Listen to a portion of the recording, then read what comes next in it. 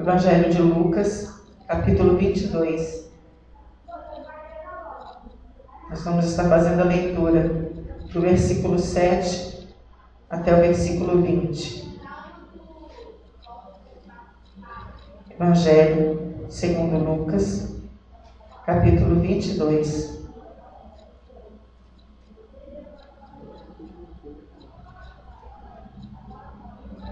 Do 7 até o 20. Amém?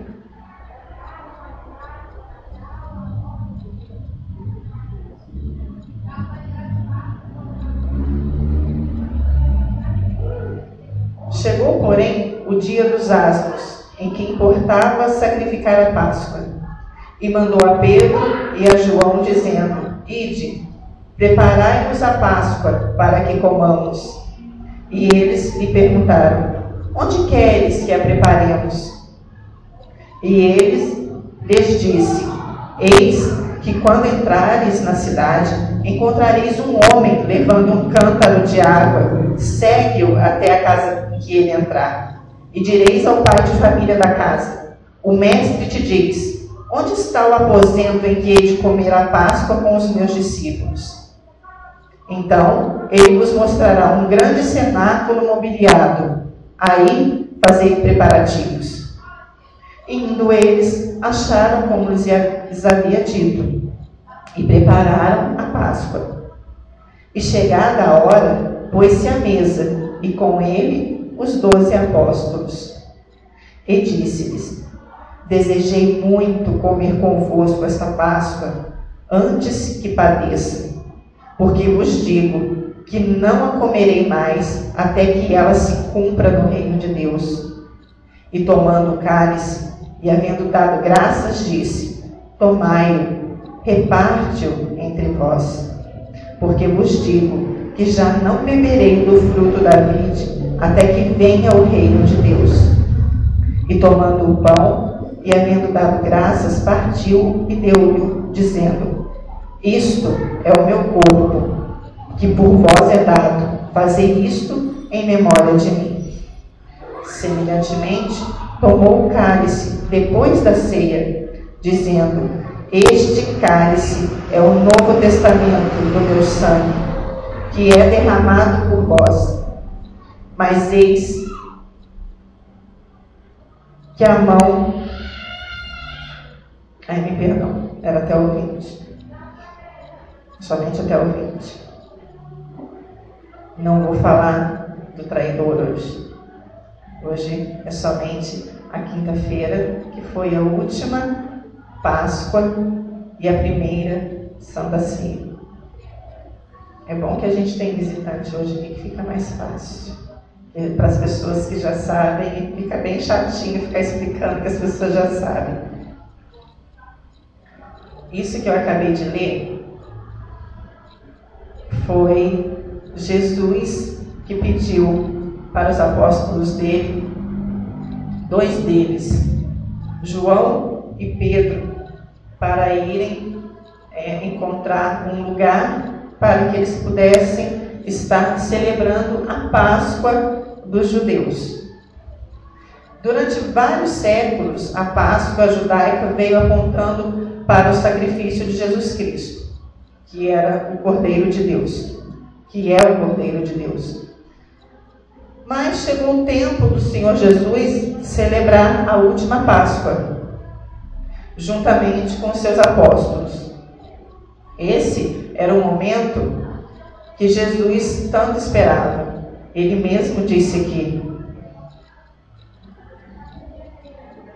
que ele esperou muito, que ele queria muito que isso acontecesse. Ele desejou muito que isso acontecesse. Desejei muito comer convosco esta Páscoa, antes que padeça. No versículo 15. E foi na noite que precedeu a sua morte, que Jesus e os seus discípulos comeram a última Páscoa, que foi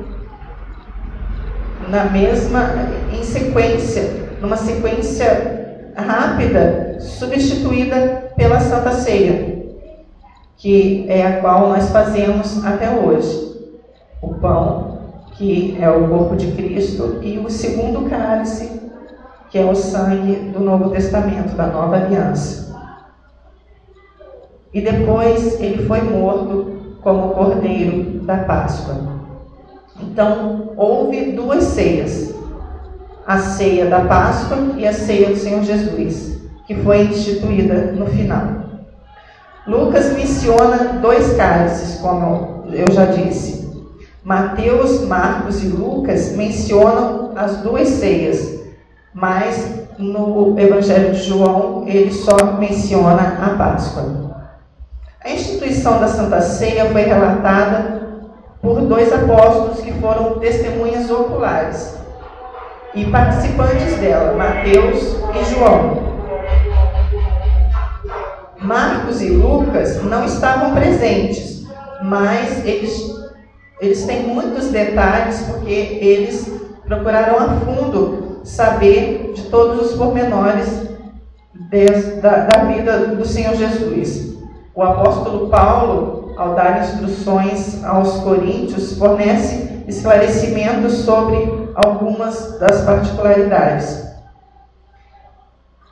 Todas essas fontes nos dizem que na noite antes da sua morte, Jesus se reuniu com seus 12 apóstolos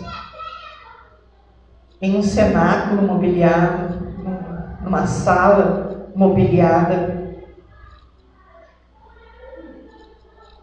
para celebrar a última Páscoa, com o desejo de cumprir toda a justiça e de honrar a lei cerimonial, que ainda era feita naquele tempo. Jesus ordenou tudo o que era necessário para comer a última refeição pascual com seus discípulos. Tudo foi feito como Jesus ordenou, e eles prepararam a Páscoa. E chegada a tarde, assentou-se à mesa com os 12, no versículo 20. O evangelista Lucas relata que Jesus desejava ansiosamente comer a última Páscoa com seus discípulos. Ele disse: tenho desejado ansiosamente comer convosco essa Páscoa antes do meu sofrimento. Essas são as palavras que nós usamos hoje em dia. A ceia do Senhor Jesus iniciava uma nova era e apontava para uma obra já consumada.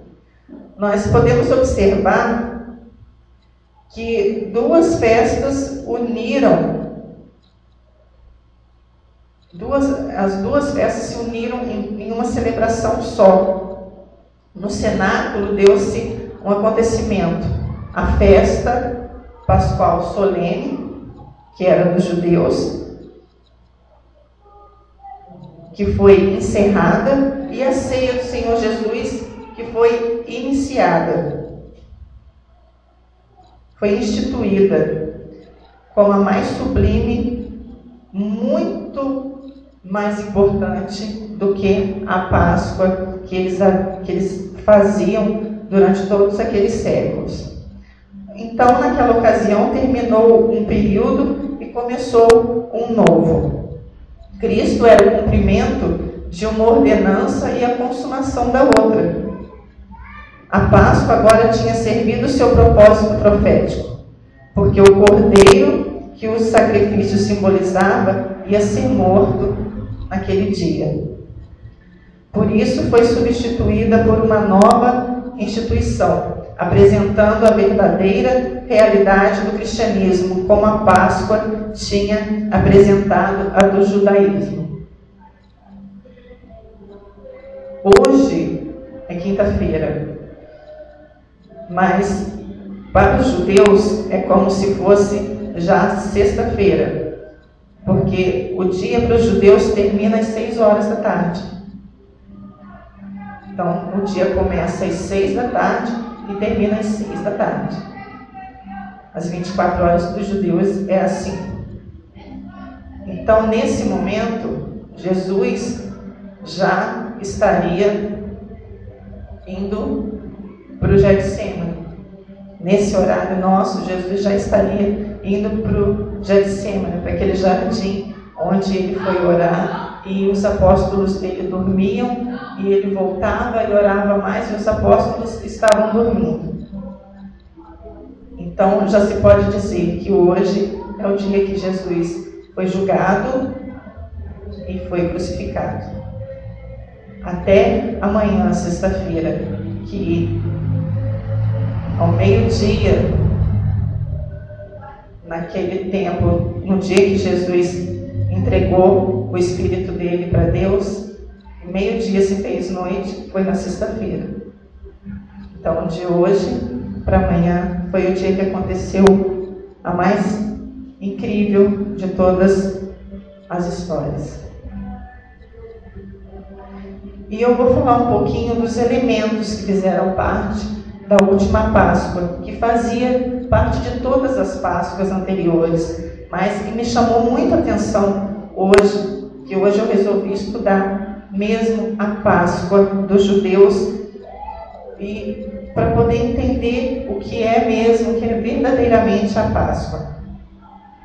Quando Jesus enviou Pedro e João para fazer os preparativos da Páscoa, eles tinham a seguinte missão. Primeiro, encontrar um homem que levava um cântaro de água e seguir ele. Aí você deve pensar assim, sério? Ia ser a coisa mais difícil do mundo encontrar um homem. Que homem que ia ser esse? Mas era o único. O homem não fazia isso. Isso era trabalho de mulher. Eram as mulheres que carregavam a água. Então foi a coisa mais fácil do mundo achar um homem carregando um cântaro de água. Então conseguiram identificar ele muito fácil. Segundo, eles tinham que falar com... Eles foram representantes de Jesus, eles tinham que falar com o homem, né? Onde está o aposento que hei de comer a Páscoa com os meus discípulos? Isso foi uma ordem de Jesus, foi uma pergunta de Jesus. Então eles já estavam representando Jesus. Terceiro, eles tinham que fazer os preparativos para a Páscoa, porque Jesus disse, preparai ali. Os preparativos eram imolar e assar o cordeiro, providenciar os pães asmos, as ervas amargas, água salgada e suco de uva não fermentado, não era vinho, era suco de uva. Esses elementos que faziam parte da Páscoa judaica, cada um deles tinha um significado especial. Primeiro, o Cordeiro Pascal, que lembrava a proteção e o livramento. Os primogênitos da casa de Israel, quando estavam no Egito ainda, eles imolaram o cordeiro e aspergiram o sangue do cordeiro nos umbrais das portas. Na entrada da porta, eles passaram o sangue. E quando o anjo da morte passou por lá, para matar os primogênitos dos egípcios, quando o anjo da morte via aquele sangue do cordeiro, ele sabia que eu não posso entrar. Aqui eu não tenho permissão para entrar. Então, o cordeiro lembrava a proteção e o livramento. Os pães asmos. O que é pães asmos? É pão sem fermento. E ele representa o pão de aflição, o pão da separação entre os israelitas e os redimidos do Egito. Representava o sofrimento dos filhos de Israel. A água salgada. A água salgada servia para lembrar as lágrimas que eles derramaram durante o tempo que eles foram escravizados no Egito. E foram muito escravizados, sofreram muito lá. As ervas amargas também era para lembrar as amarguras da escravidão, de todas as amarguras que eles viveram no tempo que eles eram escravos no Egito. E os cálices, os copos de vinho, lembravam as promessas. E as promessas estão no livro de Êxodo, no capítulo 6, do versículo de 6 até o 8. A Bíblia não fala nada sobre os cálices. Não fala. Bem, isso é da tradição judaica.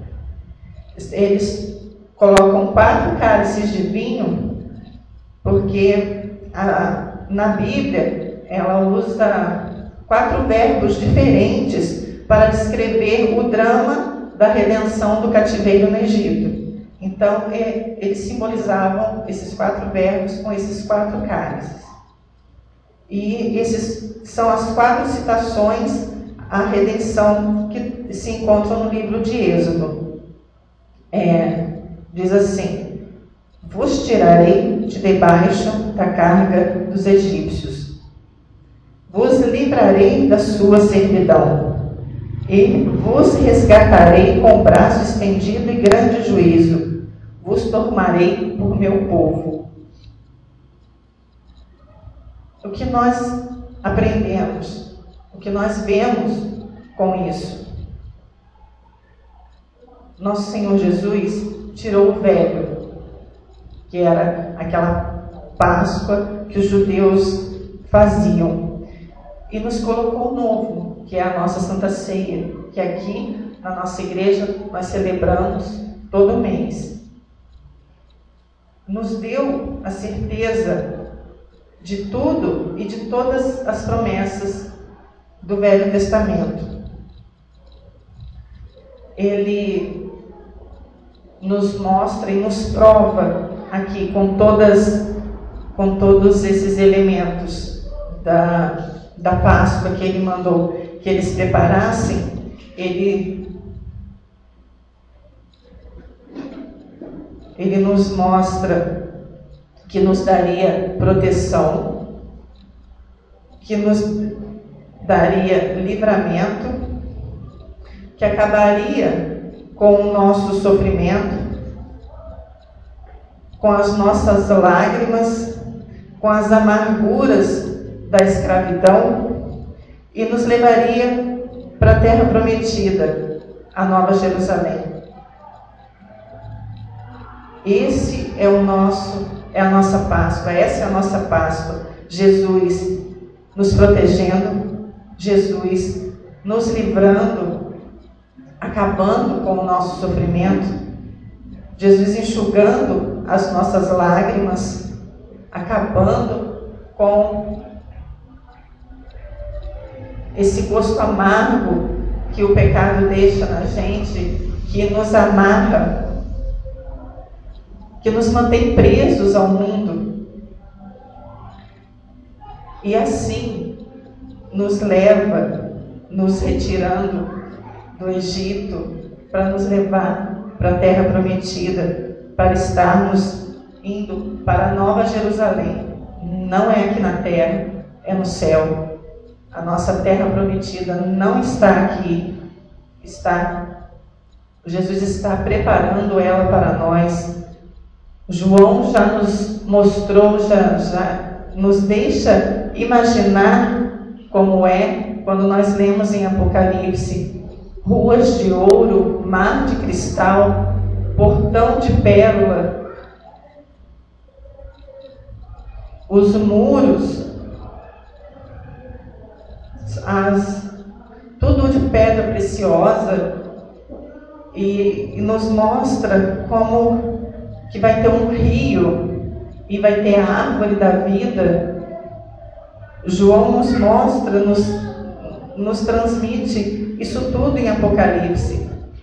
Nós podemos imaginar e nós podemos sentir. Toda vez que nós passamos pela Páscoa, muitos ficam tristes, porque nessa época passa muito filme, né, mostrando o sofrimento de Jesus, como ele sofreu muito, mas ele não foi coitado. Não fique triste quando você vê aquelas cenas fortes. Não fica triste. Não sente pena, porque ele foi para lá sabendo o que ia acontecer. Ele quis que aquilo acontecesse. Ele falou: eu vou sofrer isso para nenhum deles sofrer. Ele tomou o nosso lugar. Cada açoite daquele era para mim, era para você. Cada soco que ele levou, ele foi cuspido no rosto. Bateram nele com vara, colocaram aquela coroa de espinho, aquilo entrou no crânio dele. Aqueles espinhos entraram no crânio dele. Ele foi envergonhado, deixaram ele só com uma capa. Zombaram dele, ele não abriu a boca. Jesus apanhou tanto que ficou deformado. Ele não era reconhecido. Não dava para reconhecer Jesus de tanto que ele foi espancado. Os açoites nas suas costas lhe arrancavam pedaços de carne. Não era só chicotada, era açoitado. Açoite tinha ponta de osso, era pontiagudo, uma coisa que grudava e arrancava pedaços.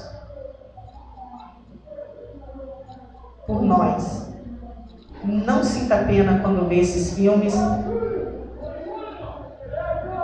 Não sinta remorso, mas sinta alegria, porque ele fez aquilo, ele sofreu aquilo, ele morreu por você, mas ele está vivo.